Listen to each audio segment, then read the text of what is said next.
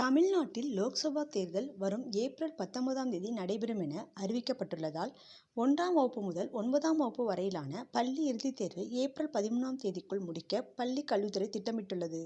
ஒவ்வொரு 5 ஆண்டுகளுக்கு ஒருமுறை லோக்சபா தேர்தல் வரும். 2019ஆம் ஆண்டுக்கு பின்னர் மீண்டும் தேர்தல் வந்துள்ளது. இந்த தேர்தலில் வெல்லும் கூட்டணியே அடுத்த 5 ஆண்டுகள் இந்தியாவை ஆளப்போகிறது. இந்நிலையில், லோக்சபா தேர்தல் தமிழ்நாட்டில் ஒரே கட்டமாக 39 தொகுதிகளுக்கும் ஏப்ரல் 19ஆம் தேதி நடைபெறவுள்ளது. கடந்த 2019ஆம் ஆண்டில் ஏப்ரல் 18ஆம் தேதி நடந்த நிலையில், இந்த முறையும் அதேபோன்று நடப்பதால் பள்ளி இறுதித் தேர்வை முன்கூட்டியே முடிக்க வேண்டிய கட்டாயத்தில் பள்ளிகள் இருக்கின்றன. வழக்கமாக மார்ச் மற்றும் ஏப்ரல் மாதங்கள் பள்ளி இறுதித் தேர்வு நடைபெறுவது வழக்கம். தற்பொழுது +2 மற்றும் +1 வகுப்பு மாணவ மாணவிகளுக்கான பொதுத் தேர்வு தொடங்கி நடைபெற்று வருகிறது. இதில் +2 மாணவர்களுக்கு வருகிற மார்ச் 22ஆம் தேதியுடன், +1 மாணவர்களுக்கு வருகிற மார்ச் 25ஆம் தேதியுடனும் தேர்வு நிறைவு பெறுகிறது.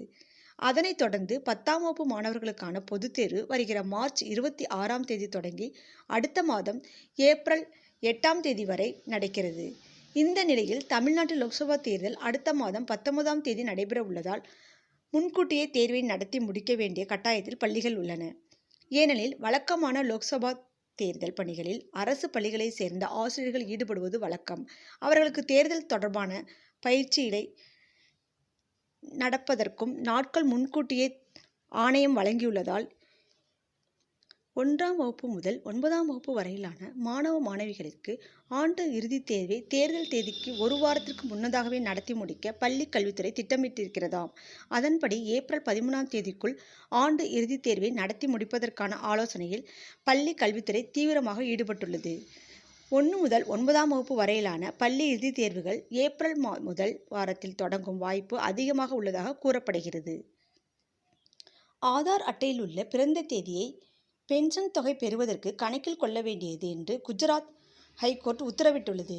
பள்ளி கல்விச் சான்றிதழில் குறிப்பிட்டுள்ள பிறந்த தேதியை ஓய்வூதியத் தொகையை நிர்ணயம் செய்ய பயன்படுத்த முடியும் என்று குஜராத் உயர்நீதிமன்றம் தீர்ப்பளித்துள்ளது.